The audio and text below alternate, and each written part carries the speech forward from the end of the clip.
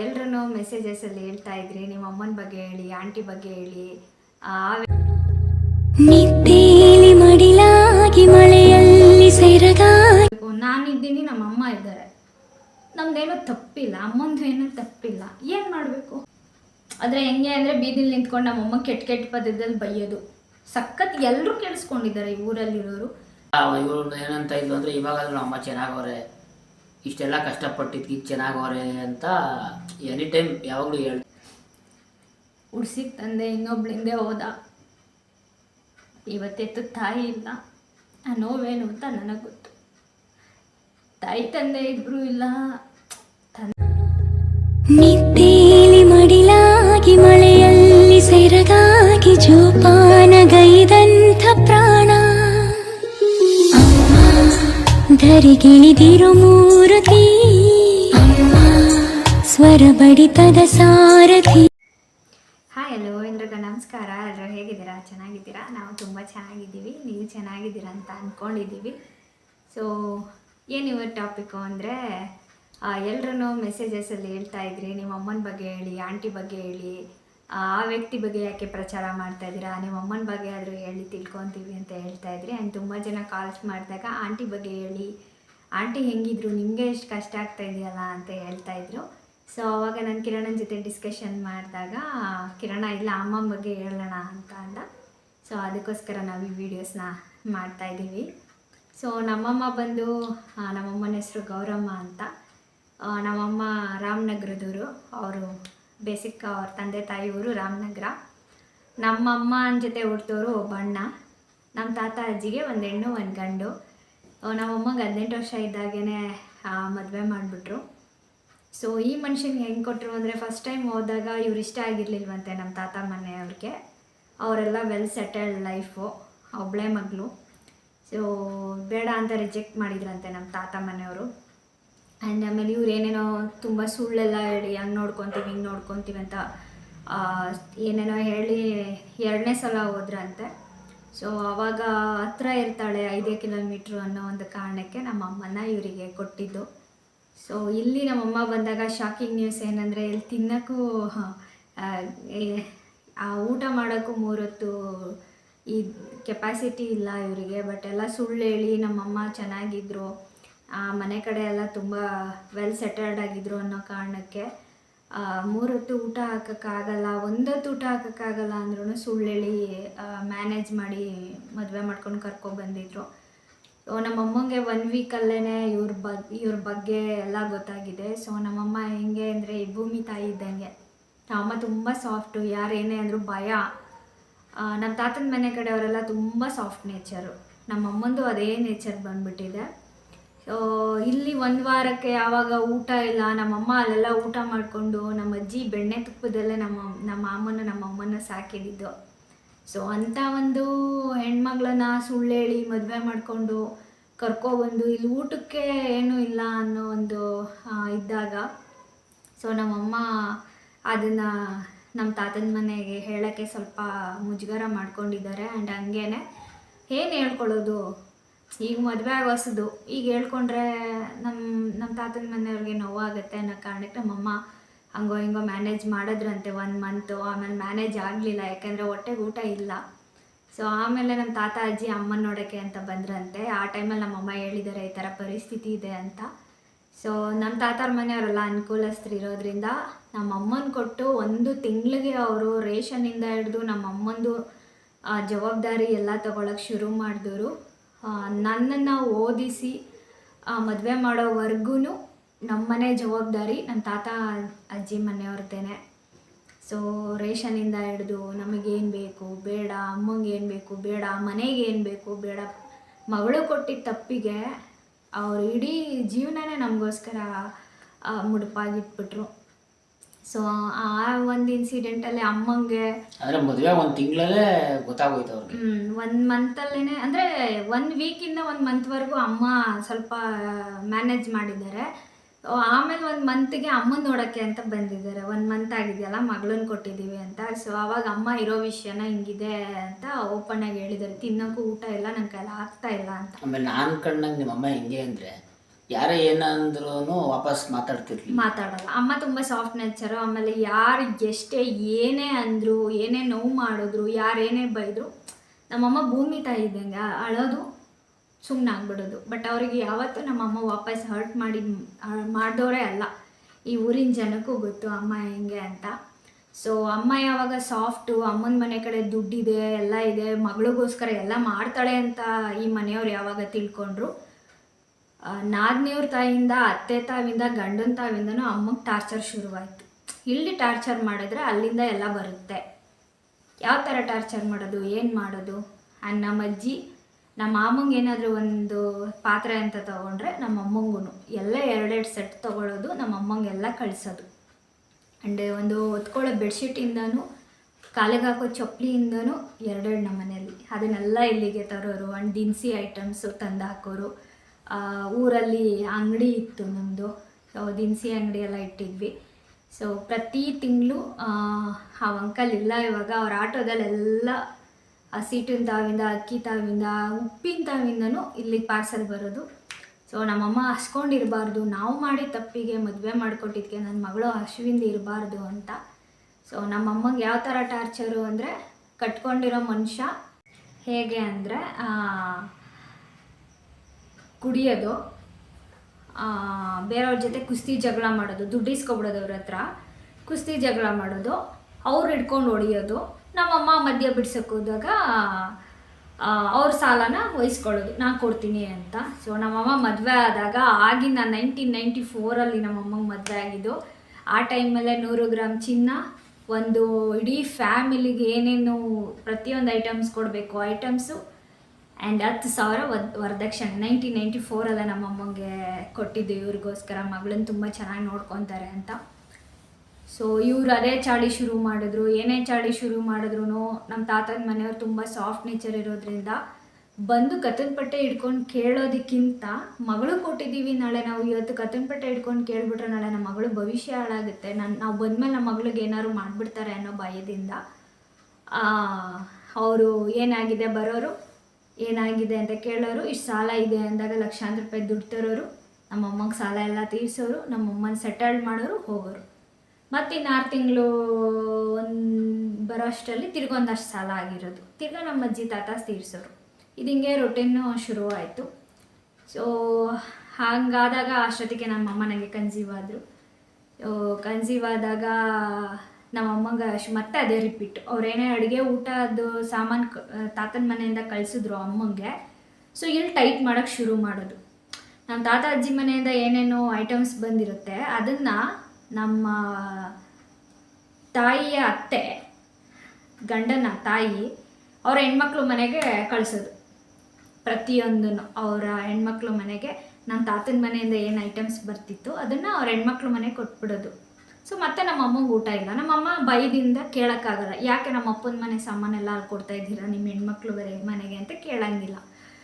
So ನಮ್ಮಮ್ಮ ನೋಡಿದ್ರು ಹೊಟ್ಟೆಲ್ಲಿ ಒಂದು ಮಗು ಇದೆ, ಪ್ರೆಗ್ನೆನ್ಸಿ, ಇಲ್ಲ ಇದಾಗಲ್ಲ, ನಾನು ನನ್ನ ಮಗು ಇಬ್ಬರು ಸತ್ತೋಗ್ತೀವಿ, ಏನೇ ಕಳಿಸಿದ್ರು ಇವ್ರು ನಮಗೆ ಇದು ಮಾಡ್ತಾಯಿಲ್ಲ ಅಂದ್ಬಿಟ್ಟು ಅಮ್ಮ ಏನು ಮಾಡ್ತಾರೆ, ನಮ್ಮ ತಾತನ ಮನೆಗೆ ಹೋಗ್ತಾರೆ. ಸೊ 9 ಮಂತ್ಸ್ ಜರ್ನಿಲಿ ಈ ಫ್ಯಾಮಿಲಿಯವ್ರೊಬ್ಬರು ನಮ್ಮ ಅಮ್ಮನ ನೋಡೋಕ್ಕೆ ಬರೋಲ್ಲ, ಹೇಳಿ ಕಳಿಸಿದ್ರು ಬರೋಲ್ಲ. ಗೌರ್ಮೆಂಟ್ ಹಾಸ್ಪಿಟಲಲ್ಲಿ 1995 ನಾ ಹುಡ್ತೀನಿ. ಸೊ ಹೆಣ್ಮಗು ಅಂತ ಹೇಳಿ ಕಳಿಸ್ತಾರೆ ಈ ಊರಿಗೆ, ಹೆಣ್ಮಗು ಆಗಿದೆ ಅಂತ. ಆವಾಗ ಇವರು ಹೇಳೋದು ಒಂದು ಮಾತೇನೆಂದರೆ, ಅಯ್ಯೋ ನಮ್ಮ ಸಾಂತನಿಗೆ ಹೆಣ್ಮಗ ಆಗೋಯ್ತಾ, ಏನಕ್ಕೆ ಹೆಣ್ಮಗ, ಗಂಡು ಮಗ ಬೇಕು ಅಂತ ಈ ಕಡೆಯಿಂದ ಮಾತುಕತೆ ನಡೆಯುತ್ತೆ. ಹೆಣ್ಣು ಹುಟ್ಬಿಟ್ಟದಂತೆ ಅಂತ. ಸೊ ಹಾಸ್ಪಿಟಲಲ್ಲೂ ನಮ್ಮನ್ನು ಯಾರು ನೋಡೋಕ್ಕೆ ಬರೋಲ್ಲ. ಸೊ ಹಾಸ್ಪಿಟಲಿಂದ ಮತ್ತೆ ನಮ್ಮ ತಾತ ಅಜ್ಜಿ ಮನೆಗೆ ಕರ್ಕೊಂಡು ಹೋಗ್ತಾರೆ, ರಾಮನಗರದಲ್ಲೇ. ಸೊ ಅದಾದಮೇಲೆ ನಾಮಕರಣ ಅಂತ ಬರುತ್ತೆ. ನಾಮಕರಣಕ್ಕೆ ಬಂದು ನಮ್ಮ ತಾತ ಅಜ್ಜಿ ಹೇಳ್ಬಿಟ್ಟು ಇಲ್ಲಿಂದ ಹೋಗ್ತಾರೆ. ಬರ್ತೀವಿ ಅಂದವರು ನಾಮಕರಣಕ್ಕೆ ಒಬ್ಬರು ಬರೋಲ್ಲ. ಸೊ ನಮ್ಮ ತಾತನ ಫ್ಯಾಮಿಲಿ ಮಾತ್ರ, ಈ ಫ್ಯಾಮಿಲಿ ಒಂದು ನೊಣ ಬರೋಲ್ಲ. ಯಾಕೆ ಮಗು ತಾಯಿ ಇದ್ದಾಳೆ, ತಂದೆ ಯಾಕೆ ಬರೋಲ್ಲ, ಕರ್ಕೊಂಡು ಹೋಗೋಕ್ಕೆ ಬರಲ್ವಂತೆ ಅನ್ನೋದೊಂದು ಶುರುವಾಗುತ್ತೆ. ಅಲ್ಲೆಲ್ಲ ಗಾಸಿಪ್ ಶುರುವಾಗುತ್ತೆ. ಬರೋದೇ ಇಲ್ವಂತೆ, ಅವನು ಹೆಂಡತಿ ಮಕ್ಕಳು ಬೇಡ ಅನ್ನೋ ಒಂದು ಇದು ಮಾಡ್ತಾರೆ. ಸೊ ಆ ಒಂದು ನೋವಲ್ಲೇ ನಾಮಕರಣ ಮಾಡ್ತಾರೆ. ನನಗೆ ಶಶಿಕಲಾ ಅಂತ ಹೆಸರಿಡ್ತಾರೆ. ಸೊ 7 ಗಂಟೆ ನೈಟು ನಾಮಕರಣ ಎಲ್ಲ ಮುಗಿದು ನೆಂಟರೆಲ್ಲ ಮನೆಗೆ ಹೋಗಿ ಎಲ್ಲ ಸೆಟಲ್ಡ್ ಆಗುತ್ತೆ. ಆ ಟೈಮಲ್ಲಿ ನಮ್ಮ ಅಮ್ಮನ ಮಾವ, ನಮ್ಮ ಜನ್ಮದಾತನ ತಂದೆ ಒಬ್ಬರು ಎಲೆ ಅಡಿಕೆ ತೊಗೊಂಡು, ನಮ್ಮ ತಾತ ತುಂಬ ಒಳ್ಳೆಯವರು, ಅವರು ಇಲ್ಲ ಇವತ್ತು, ಅವರೊಬ್ಬರು ಮಾತ್ರ ಏನಾದ್ರು ತಿಳ್ಕೊತಾರೆ ಅಂತ ಕವರಲ್ಲಿ ಎಲೆ ಅಡಿಕೆ ತೊಗೊಂಡು 7 ಗಂಟೆ ರಾತ್ರಿಗೆ ಬರ್ತಾರಂತೆ. ಸೊ ಆ ಟೈಮಲ್ಲಿ ಈಗ ಬಂದಿದ್ದೀರಾ ಏನೋ ಅಂದಾಗ ಬಂದ್ವಿ ಅಂತ ಹೇಳಿ, ಏನು ಹೆಸರಿಟ್ಟಿದ್ದೀರಾ ಅಂದಾಗ ಶಶಿಕಲಾ ಅಂದಾಗ ನಮ್ಮ ತಾತ ಹೇಳ್ತಾರಂತೆ, ಶಶಿಕಲಾ ಬೇಡ, ನಮ್ಮ ಮನೆ ದೇವರು ಲಕ್ಷ್ಮೀದೇವಿ, ಅವಳಿಗೆ ಲಕ್ಷ್ಮೀದೇವಿ ಅಂತಲೇ ಹೆಸರಿಡಿ ಅಂತ. 7 ಗಂಟೆ ನಾಮಕರಣ ಚೇಂಜ್ ಆಗುತ್ತೆ ನಂದು. ಸೊ ಅದಾದಮೇಲೆ ನಮ್ಮ ತಾತ ಬೆಳಗ್ಗೆ ಎದ್ದು ಬಂದುಬಿಡ್ತಾರೆ, ನಮ್ಮನ್ನು ಕರ್ಕೊಂಡು ಹೋಗೋಕ್ಕೆ ಯಾರೂ ಬರಲ್ಲ. ಸೊ ಆ ಟೈಮಲ್ಲೂ ನಮ್ಮ ತಾತ ಅಜ್ಜಿನೇ ಹಿಂದೆ ಆಟೋದಲ್ಲಿ ಫುಲ್ಲು ಸಾಮಾನು, ನಂಗೆ ಏನೇನು ಬೇಕೆಲ್ಲ ತೊಗೊಂಡು ನಮ್ಮಮ್ಮನ್ನ ನನ್ನ ಕರ್ಕೊಂಡು ಬರ್ತಾರೆ. ಬಂದಾಗೂ ನಮ್ಗೆ ಯಾವುದೇ ಥರದ ಸ್ವಾಗತ ಇಲ್ಲ. ಆ್ಯಂಡ್ ಪಕ್ಕದ ಮನೆಯಲ್ಲಿ ಚಿನ್ನಮ್ಮಜ್ಜಿ ಅಂತ ಇದ್ದರು, ಅವರೆಲ್ಲ ಅವರು ತಿರೋಗಿದ್ದಾರೆ.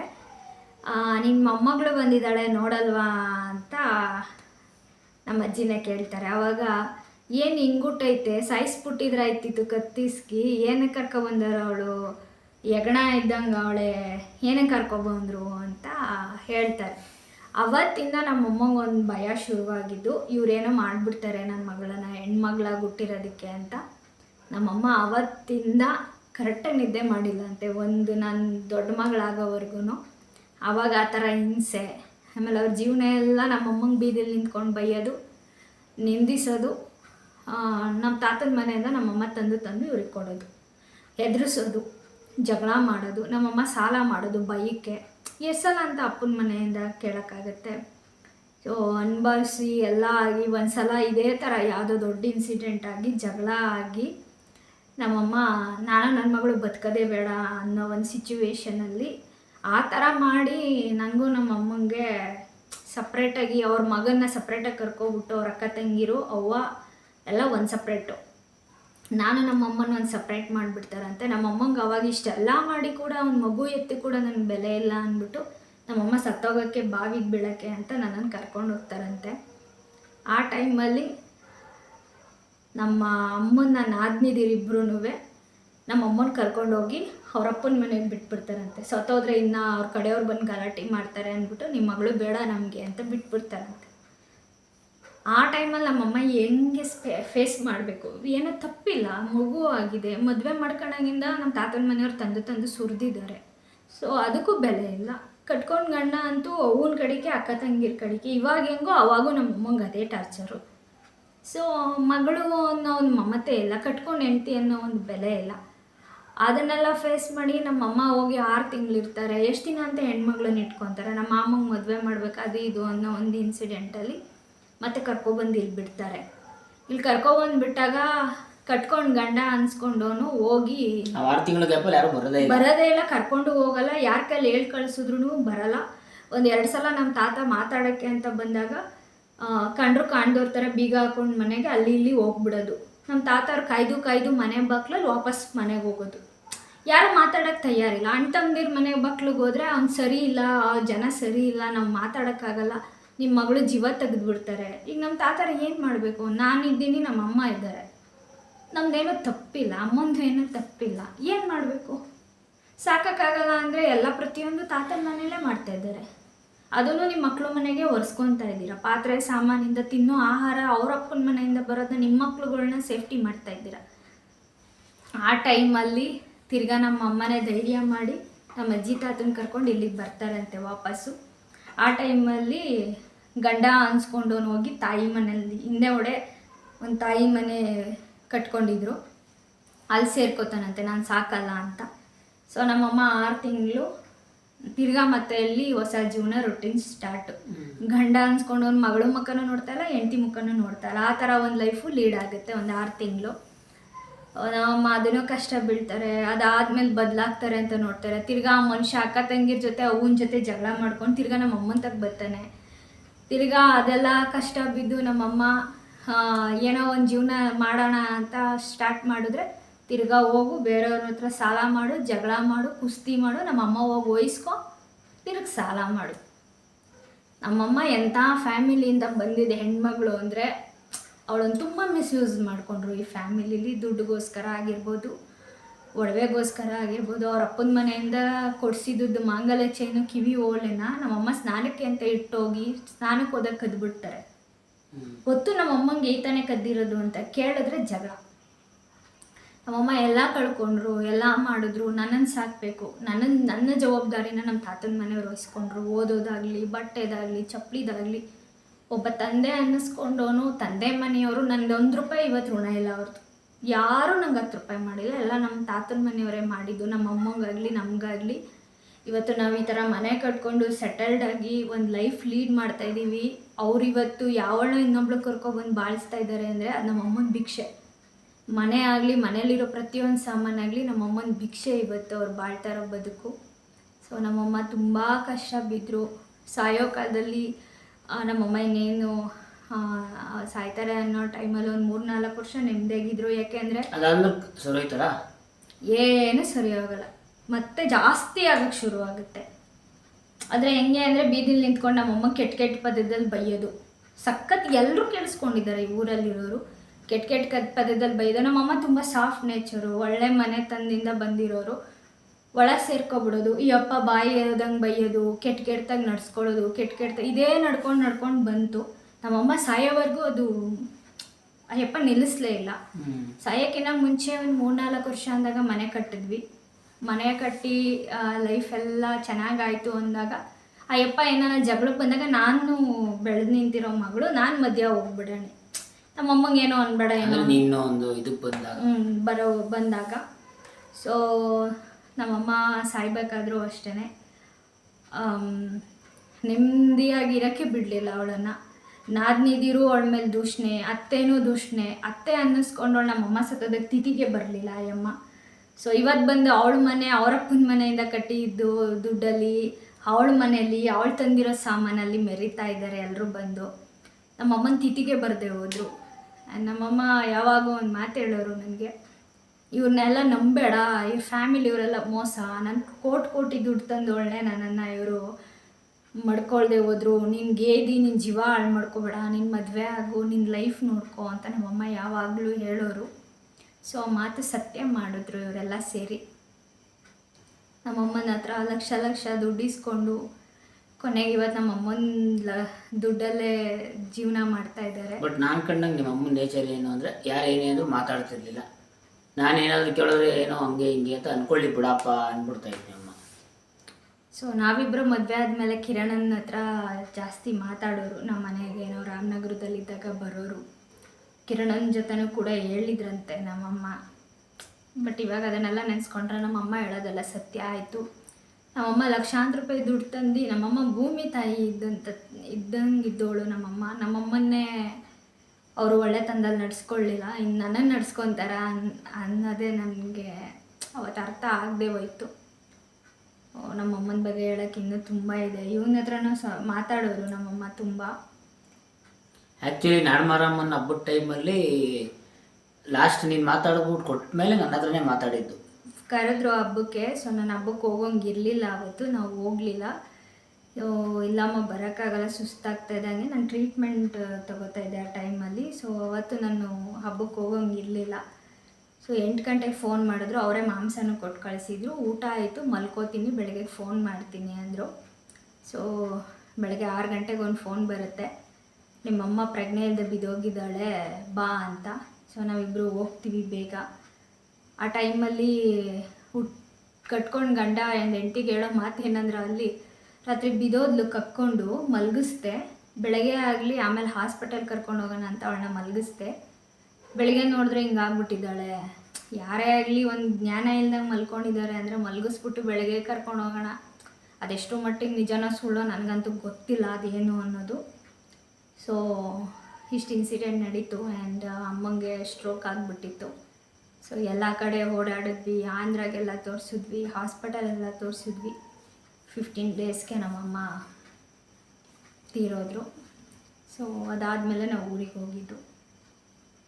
ನಮ್ಮಮ್ಮ ತುಂಬ ಕಷ್ಟಪಟ್ಟರು. ನಮ್ಮಮ್ಮ 30 ವರ್ಷ ಮನುಷ್ಯನ ಕಟ್ಕೊಂಡ್ಮೇಲೆ ಒಂದು ದಿನ ನನ್ನ ಹೆಂಡತಿ ಅಂತ ಅಯ್ಯಪ್ಪ ನಮ್ಮಮ್ಮನ ನೋಡಲಿಲ್ಲ.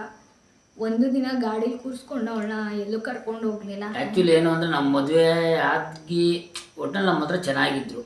ಆ ಥರ ಇವರು ಏನಂತ ಇದ್ಲು ಅಂದರೆ ಇವಾಗಾದ್ರೂ ನಮ್ಮ ಅಮ್ಮ ಚೆನ್ನಾಗವ್ರೆ, ಇಷ್ಟೆಲ್ಲ ಕಷ್ಟಪಟ್ಟಿದ್ದಕ್ಕೆ ಈಗ ಚೆನ್ನಾಗವ್ರೆ ಅಂತ ಎನಿ ಟೈಮ್ ಯಾವಾಗಲೂ ಹೇಳ್ತಾ ಇದ್ಲು. ಬಟ್ ಏನು ಅಂದರೆ ಅವ್ರು ಸಡನ್ ಶುಗರ್ ಇತ್ತು, ಹಂಗಾಗಿ ಇದ್ದಕ್ಕಿದ್ದಂಗೆ ಆ ನೈಟು ಅವತ್ತು ಹಬ್ಬ ಫೋನ್ ಮಾಡಿದ್ರು, ಫೋನ್ ಮಾಡಿ ಮಾತಾಡಿ ಮಲ್ಕೊಂಡವ್ರೆ. ಬೆಳಗ್ಗೆ ಅಷ್ಟರಲ್ಲಿ ಆ ಥರ ಆಗ್ಬಿಟ್ಟಿತ್ತು. ಅದೇ ಲಾಸ್ಟು. ಇನ್ನು ಅದಾದಮೇಲೆ 15 ಡೇಸಲ್ಲೇ ಅವತ್ತು ನೈಟ್ ನಮ್ಮಮ್ಮ 8 ಗಂಟಲ್ಲಿ ಏನು ಮಾತಾಡಿದ್ರು ಅದೇ ಲಾಸ್ಟು. ಇನ್ನು ನಮ್ಮಮ್ಮ ಯಾವತ್ತೂ ಮಾತಾಡಲೇ ಇಲ್ಲ. ಹಬ್ಬ ಕರೀತಾಯಿದ್ರು, ಇನ್ನೊಂದು ಮಾಡ್ತಾಯಿದ್ರು, ಬನ್ನಿ ಅಂತಾಯಿದ್ರು. ಅಕಸ್ಮಾತ್ ನಾವು ಹೋಗಿಲ್ಲ ಅಂದರೆ ಊಟ ಕೊಟ್ಕೊಳ್ಸೋರು. ಮನೇಲಿಂದ ಮನೆಗೆ ಬಂದರೆ ಕಿರಣನ ಜೊತೆ ಕುತ್ಕೊಂಡು ಮಾತಾಡೋರು, ಹಿಂಗೆ ಅಪ್ಪ ಹಂಗೆ ಏನೇನೋ ಅವ್ರ ಲೈಫ್ ಸ್ಟೋರಿ ಬಗ್ಗೆ ಎಲ್ಲ ಹೇಳಿದರು. ಇವನ ಹತ್ರ ಇವನು ಹೇಳ್ತಾ ಇರ್ತಾನೆ ಕೆಲವು ಸಲ. ಆಮೇಲೆ ಏನಾದ್ರು ಸಖತ್ ಸಾಫ್ಟ್ ನೇಚರು. ಈಗ ನೀವೇನೇ ಮಾಡಿದ್ರು ಸೈಲೆಂಟ್ ಒಂಥರ. ಅವ್ರೇನು ಅಂದರೆ ಯಾವುದೇ ವಿಚಾರಕ್ಕಾಗಲಿ ತಲೆ ಹಾಕ್ತಿರ್ಲಿಲ್ಲ ಅವರು. ಅಂದರೆ ಅವ್ರೇನು ಅಂದ್ರೆ ಅಷ್ಟು ಇದಾಗ್ಬಿಟ್ಟಿದ್ರು ಫುಲ್ ಒಂಥರ. ಅಂದರೆ ಅವ್ರ ಫ್ಯಾಮಿಲಿಯವರೆಲ್ಲ ಸೇರಿ ನಮ್ಮಮ್ಮನ ಆ ಥರ ಮಾಡಿಬಿಟ್ಟಿದ್ರು. ಸೊ ನಮ್ಮಮ್ಮ ಯಾವಾಗ ಹೇಳೋರು. ಬಟ್ ನಾನು ಮದುವೆ ಆದಾಗ ಯಾರೂ ಗೊತ್ತಾ ಇರಲಿಲ್ಲ. ನಾವೇ ಹೋಗ್ತಾಯಿದ್ವಿ, ನಾವೇ ಗೊತ್ತಾಗಿದ್ದು. ಬಟ್ ಅವ್ರು ಎಕ್ಸ್ಪೈರ್ ಆದಮೇಲೆ ಎಲ್ಲರೂ ಬಂದು ನಮ್ಮಮ್ಮನ ಮೇಲಿರೋ ಕೋಪ ಎಲ್ಲ ನನ್ನ ಮೇಲೆ ತೀರಿಸ್ಕೊಂಡ್ರು. ಆ್ಯಂಡ್ ಇನ್ನೊಂದೇನೆಂದರೆ ಅಮ್ಮನ ಬಗ್ಗೆ ಇನ್ನೊಂದೇನು ಹೇಳಬೇಕು ಅಂದರೆ ಯಾವಾಗೂ ನಂಗೆ ಹೇಳೋರು, ನಂತರ ನೀನು ಸಾಫ್ಟ್ ಆಗಬೇಡ, ನೀನು ಜೋರಾಗಿರು, ನಂತರ ಆದರೆ ನೀನು ನಮಗ್ಬಿಡ್ತಾರೆ ಅಂತ. ಬಟ್ ನಮ್ಮಮ್ಮ ಹೇಳ್ದಂಗೆ ನಾನು ಎಷ್ಟೇ ಜೋರಾದರೂ ಏನಾದರೂ ಇವತ್ತು ಎಲ್ಲರೂ ಸೇರಿ ನನ್ನನ್ನು ಹೆಂಗೆ ಮಾಡಿದರು, ನಮ್ಮಮ್ಮನ್ನ ಆವಾಗಿನ ಟೈಮಲ್ಲಿ ಮಾಡಿದ್ರು. ನಮ್ಮಮ್ಮಂಗೆ ಯಾವ ಥರ ಅವರು ಗೇಮ್ನ ಪ್ಲೇ ಮಾಡಿದ್ರು ಅದನ್ನು ನನಗೂ ಪ್ಲೇ ಮಾಡಿ ಇವತ್ತು ಈ ಮಟ್ಟದಲ್ಲಿ ಕೂರಿಸಿದ್ರು.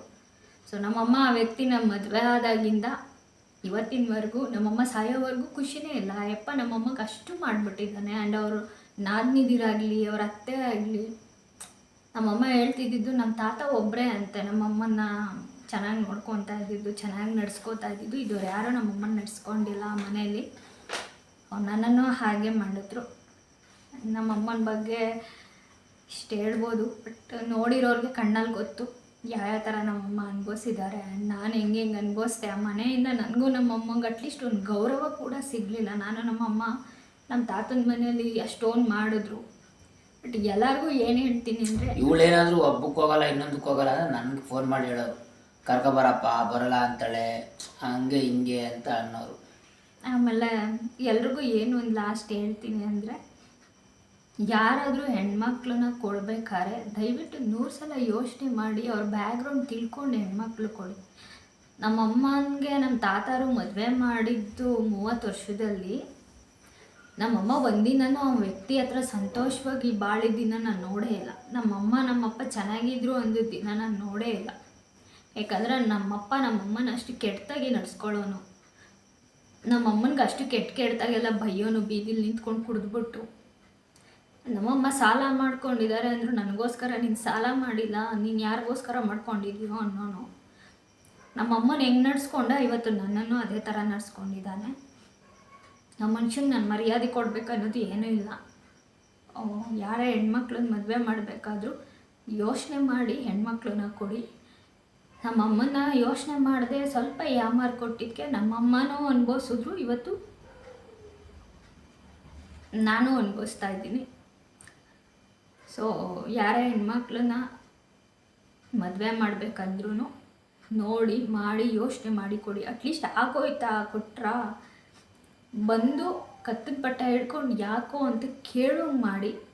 ಸೊ ನಮ್ಮ ಮಗಳು ಚೆನ್ನಾಗಿರಲಿ ಅನ್ನೋ ಕಾರಣಕ್ಕೆ ನಿಮ್ಮ ಸರ್ವಸ್ವ ಎಲ್ಲ ಕೊಟ್ಟು ಜೀವನ ಹಾಳು ಮಾಡಬೇಡಿ. ನಮ್ಮ ತಾತಾರು ಸ್ವಲ್ಪ ಯಾಮಾರಿದ್ದಕ್ಕೆ ನಾನು ಇಷ್ಟು ಚಿಕ್ಕ ವಯಸ್ಸಿಗೆ ನಮ್ಮಮ್ಮನ ಕಳ್ಕೊಳ್ವಂಗಾಯಿತು. ಆ್ಯಂಡ್ ನಾನು ಇಷ್ಟೊಂದು ಅವಮಾನ ಅನುಭವಿಸಿ ಆ ಮನೆಗೆಲ್ಲ ಮಾಡಿ ಆಚೆ ಬರುವಂಗಾಯಿತು ಅಷ್ಟೆ. ನಮ್ಮಮ್ಮ ಪಟ್ಟಿದ್ದು ಬರೀ ಕಷ್ಟನೇ. ಅವಳು ಸುಖ ಪಟ್ಟಿದ್ದು ನಾನು ಯಾವತ್ತೂ ನೋಡೇ ಇಲ್ಲ. ಅವಳು ಸುಖವಾಗಿದ್ಲು ಅಂದರೆ ನನಗೋಸ್ಕರ, ನನ್ನಿಂದ ಅಷ್ಟೇ. ನನ್ನ ಮಗಳು ಅಷ್ಟೇ ಅವಳಲ್ಲಿ ಇದ್ದಿತ್ತು. ಯಾವ ಗಂಡನ ಮೇಲೆ ಅವಳ ಆಸೆನೇ ಬಿಟ್ಬಿಟ್ಟಿದ್ಲು. ಅವ್ರ ಕಡೆ ಫ್ಯಾಮಿಲಿ ಅಂದ್ರೆ ಅವಳಿಗೆ ಇಷ್ಟ ಇರಲಿಲ್ಲ. ಅವಳ ಜೀವ ಏನಾದರೂ ಮಿಡಿತಿತ್ತು, ಬದುಕಿದ್ಲು ಅಂದರೆ ಅದು ನನಗೋಸ್ಕರ ಅಷ್ಟೇ. ನನ್ನ ಮಗಳಿದ್ದಾಳೆ, ತಬ್ಲಿ ಆಗಿಬಿಡ್ತಾಳೆ, ಅವ್ರಿಗೆಲ್ಲ ಮೋಸ ಮಾಡಿಬಿಡ್ತಾರೆ ಅಂತ ಮಿಡಿತಿತ್ತದು. ಆ ಹೃದಯ ಯಾವಾಗ ಮಿಡಿಯೋದು ನಿಲ್ಲಿಸ್ಬಿಡ್ತು, ಎಲ್ಲರೂ ಸೇರಿ ಮೋಸ ಮಾಡಿದ್ರು ಅಷ್ಟೆ. ಅವಳು ಬೇಜಾರಾಗಬೇಡ. ಬಟ್ ಏನು ಅಂದರೆ ಅವ್ರ ತಾಯಿ ಒಂಥರ ಹೆಂಗೆ ಅಂದರೆ ಒಂಥರ ಮೃದು ಸ್ವಭಾವ. ಆಮೇಲೆ ಯಾರಿಗೂ ಉಲ್ಟಾ ಮಾತಾಡೋದಿರಲಿಲ್ಲ. ಹಂಗಾಗಿ ಅದು ಒಂದು ಸ್ವಲ್ಪ ಅವ್ರದ್ದು ಇದಕ್ಕೆ ಪ್ಲಸ್ ಆಯಿತು. ಬಟ್ ಏನಂದರೆ ಒಂಥರ ಸಾಫ್ಟ್ ನೇಚರ್ ಆಗಿರೋದ್ರಿಂದ ಏನು ಇವಳು ಅಷ್ಟೇ ಒಂದ್ಸತಿ ಇವಳೇ ಗದ್ರು ಬಿಡ್ತಾಯಿದ್ರು, ಆಯಿತು ಬಿಡವ ಅಂದ್ಬಿಟ್ಟು ಸುಮ್ಮನೆ ಆಗ್ಬಿಡ್ತಾಯಿದ್ರು. ಆ ಥರ ಊರಲ್ಲೂ ಅಷ್ಟೇ ಯಾರ್ಯಾರು ಗೋರಮ್ಮ ಬಿಡಪ್ಪ ಗೋರಮ್ಮ ಇದು ಅವ್ರ ತಾಯಿ ತೀರೋದಾಗ ಇಡೀ ಫುಲ್ ಇಡೀ ಊರೇ ಬಂದಿತ್ತು. ಆ ಥರ ಸಾಫ್ಟ್ ನೇಚರು, ಏನೂ ಮಾಡೋಕ್ಕಾಗಲ್ಲ. ಬಟ್ ಏನೋ ಅಂದರೆ ಅದೇನೋ ಕೆಟ್ಟವರು ಇಲ್ಲೇ ಇರ್ತಾರೆ, ಒಳ್ಳೆಯವರು ಸದೈತಾರೆ ಅಂತಾರಲ್ಲ, ಆ ಥರ ಇಲ್ಲಿರೋರು ಕೆಟ್ಟವರು, ಅಲ್ಲಿ ಹೋದವ್ರು ಒಳ್ಳೆಯವರ ಒಂದೂ ಗೊತ್ತಾಗಲ್ಲ. ಬಟ್ ಏನು ಅಂದರೆ ಅವರಮ್ಮ ನಾನು ಕಂಡಂಗೆ ಒಂಥರ ಹಸು ಥರ. ಅವಳು ಜೀವ ಮಡಿಕೊಂಡಿದ್ದೆ ನನಗೋಸ್ಕರ. ಬಟ್ ಆ ಜೀವ ಹೋದ್ಮೇಲೆ ಯಾರಿಗೂ ಬೇಡ ಆಗೋದೆ. ಉಡ್ಸಿಗೆ ತಂದೆ ಇನ್ನೊಬ್ಳಿಂದೆ ಹೋದ, ಇವತ್ತೆತ್ತು ತಾಯಿ ಇಲ್ಲ. ಆ ನೋವೇನು ಅಂತ ನನಗೆ ಗೊತ್ತು. ತಾಯಿ ತಂದೆ ಇಬ್ಬರು ಇಲ್ಲ, ತಂದೆ ತೀರೋಗಿದ್ದ ತಾಯಿ ಇದ್ಲು ಅಂದಿದ್ರೆ ನಮ್ಗೆ ಇವತ್ತು ಈ ಪರಿಸ್ಥಿತಿ ಬರ್ತಾ ಇರಲಿಲ್ಲ. ಸೊ ಹೆಂಡತಿ ಸತ್ತೆ 30 ವರ್ಷ ಸಂಸಾರ ಮಾಡಿದ ಹೆಂಡತಿ ಸತ್ತ ತಕ್ಷಣ 2 ವರ್ಷ ಆದ ತಕ್ಷಣ 2 ವರ್ಷಕ್ಕೆ ಇನ್ನೊಬ್ಳಿಂದೆ ಹೊಟ್ಟೋಗ್ತಾನೆ ಅಂದರೆ 30 ವರ್ಷದ ಹೆಂಡತಿಗೆ ಬೆಲೆ ಇಲ್ಲ. ಅವಳಿದ್ದಾಗೂ ಬೆಲೆ ಇಲ್ಲ, ಅವ್ಳು ಸತ್ತ ಮೇಲೂ ಬೆಲೆ ಇಲ್ಲ. ಇವತ್ತೇನು ಅವ್ರು ಬದುಕ್ತಾರೋ ಬದುಕುಗಳಿದೆಯಲ್ಲ, ಅದು ನಮ್ಮಮ್ಮನ ಭಿಕ್ಷೆ ಅಷ್ಟೆ. ನಮ್ಮಮ್ಮ ಯಾವತ್ತೂ ಅವಳು ದೇವರೇ, ಅವಳು ಯಾವತ್ತು ಭೂಮಿ ತಾಯಿನೇ. ಅವಳು ಬಂದಿದ್ದಲ್ಲ ಸ್ವೀಕಾರ ಮಾಡಿದಳೆ ಹೊರತು ಯಾವತ್ತೂ ವಾಪಸ್ ಉಗುಳಿಲ್ಲ. ಮುಂದಕ್ಕೆ ಅವಳು ಏನು ಮಾಡ್ತಾಳೆ ಅನ್ನೋದನ್ನು ಕಾಯ್ದು ನೋಡಬೇಕು. ಅವಳು ಯಾವಾಗೂ ಜಾಸ್ತಿ ನೊಂದ್ಕೋತಿದ್ದು ಅವಳಿಗೆ ನೋವಾಯಿತು ಅಂತಲ್ಲ, ನನಗೆ ಯಾರು ನೋವು ಮಾಡಿದ್ರೆ, ನಾನೇನಾದರೂ ಸ್ವಲ್ಪ ವೀಕ್ ಆದರೆ, ನಾನೇನಾದರೂ ಸ್ವಲ್ಪ ನೊಂದ್ಕೊಂಡ್ರೆ ಅವಳು ಸಕ್ಕ ಡಿಸ್ಟರ್ಬ್ ಆಗೋಳು ನಮ್ಮಮ್ಮ. ಅವಳ ಬಗ್ಗೆ ಇನ್ನೇನು ಹೇಳೋದು. ಇವತ್ತು ನನ್ನ ಡಿಸ್ಟರ್ಬ್ ಮಾಡಿದ್ದಾರೆ. ಇವತ್ತಾದರೂ ಅವಳು ನನಗೋಸ್ಕರ ಕಂಡುಬಿಡ್ತಾಳ ಅನ್ನೋದು ನನ್ನ ಕಾಯ್ತಾ ಇದ್ದೀನಿ. ಅವಳಿಗೆ ಎಷ್ಟೇ ನೋವಾದರೂ ನಮ್ಮಮ್ಮ ತಡ್ಕೊಳ್ಳೋಳು. ಬಟ್ ನನಗೆ ನೋವಾದರೆ ಮಾತ್ರ ನಮ್ಮಮ್ಮ ಯಾವತ್ತೂ ತಡ್ಕೊತಾ ಇರಲಿಲ್ಲ. ಬಟ್ ಇವತ್ತು ಎಲ್ಲರೂ ಸೇರಿ ಇಷ್ಟೊಂದು ನೋವು ಮಾಡ್ತಾ ಇದ್ದಾರೆ. ನಾನು ನಮ್ಮಮ್ಮನ ಅದನ್ನೇ ಕೇಳ್ತೀನಿ ಯಾವಾಗಲೂ.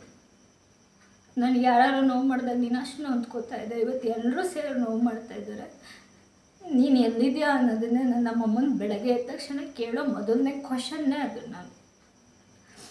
ಸೊ ಒಂದಲ್ಲ ಒಂದಿನ ಇದಕ್ಕೆಲ್ಲ ನಮ್ಮಮ್ಮ ನಾನೆಲ್ಲ ದಿನ ಕೇಳೋ ಕ್ವಶನ್ಗೆ ಆನ್ಸರ್ ಮಾಡ್ತಾಳೆ ಅಂತಲೇ ಪ್ರತಿದಿನ ಕಾಯ್ತಾ ಇದ್ದೀನಿ ಅಷ್ಟೆ. ನಮ್ಮಮ್ಮನ ಬಗ್ಗೆ ಇನ್ನೇನು ಹೇಳೋದು. ಅವಳನ್ನು ಕಳ್ಕೊಂಡೆ, ಇನ್ಯಾವ ಜನ್ಮದಲ್ಲೂ ಅವಳನ್ನು ನೋಡೋಕ್ಕಾಗಲ್ಲ ಅನ್ನೋದೇ ನನಗೆ ದುಃಖ ಆಗೋದು. ಸೊ ನಾನು ನಮ್ಮಮ್ಮ ಹಾಗೇ ಇದ್ವಿ, ಕಿತ್ತಾಡಿದ್ರು ಅವಳ ಜೊತೆ, ಬೈದಾಡಿದ್ರು ಅವಳ ಜೊತೆ. ನನಗೆ ಇವತ್ತಿಗೂ ಯಾರೂ ಫ್ರೆಂಡ್ಸ್ ಇಲ್ಲ, ನನಗೆ ಯಾರನ್ನೂ ಫ್ರೆಂಡ್ಸ್ ಮಾಡ್ಕೊಳ್ಳೋಕ್ಕೂ ನನಗಿಷ್ಟ ಇಲ್ಲ.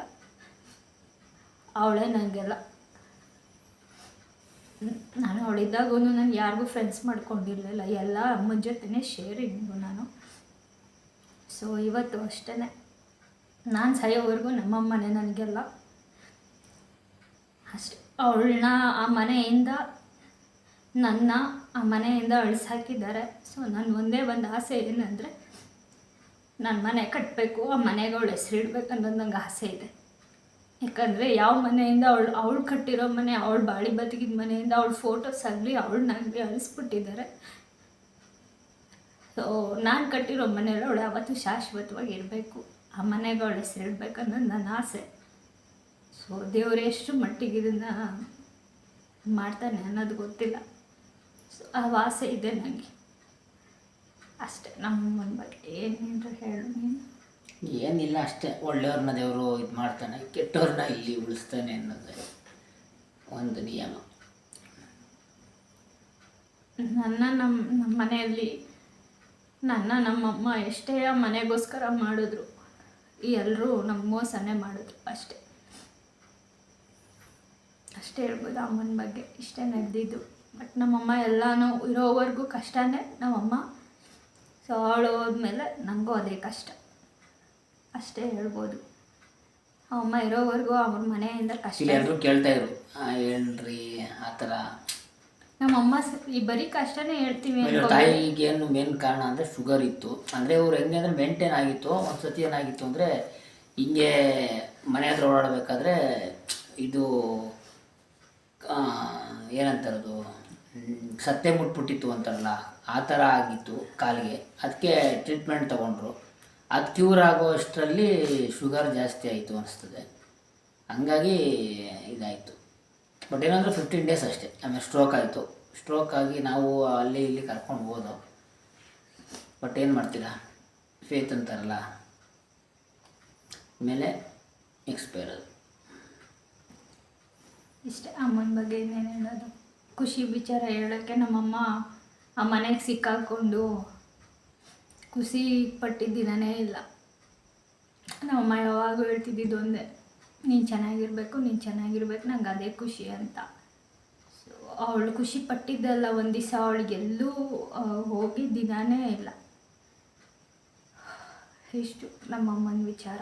ಆ ಮನೆಯಿಂದ ನಮ್ಮಮ್ಮಂಗೆ ನನಗೂ ಸಿಕ್ಕಿದ ಗೌರವ ಇಷ್ಟು. ನಮ್ಮಮ್ಮಂಗೆ ಆ ಮನೆಯಿಂದ ಸಿಕ್ಕಿದ ಗೌರವ ಸಾವು, ನಂಗೆ ಆ ಮನೆಯಿಂದ ಸಿಕ್ಕಿದ ಗೌರವ ಅವಮಾನ, ಕೆಟ್ಟ ಪಟ್ಟ. ಇಷ್ಟು ಆ ಮನೆಯಿಂದ ನನಗೂ ನನ್ನ ತಾಯಿಗೂ ಸಿಕ್ಕಿದ್ದು ಪಟ್ಟ.